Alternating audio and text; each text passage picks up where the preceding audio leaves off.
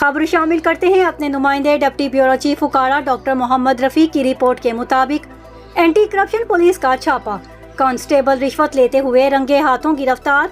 SHO थाना सतघरा मुअत्तल, मुदई फलक शेर सकना 17 GD की मुदय्यत में मुकदमा दर्ज। एसएचओ मेहर अशरफ ने पुलिस एहलकारों की मदद से 4 मवेशी कब्जा में लेकर फाटक दे दिए थे। FIR मवेशी वापस के लिए 1 लाख रुपए की रकम मांगी गई। 80,000 रुपए की अदायगी कर दी गई। मुदई बकाया रकम की अदायगी पर circle officer anti corruption Rizwan Bhatti ने कांस्टेबल जफर को रकम वसूल करते रंगे हाथों गिरफ्तार कर लिया। हवालात बंद।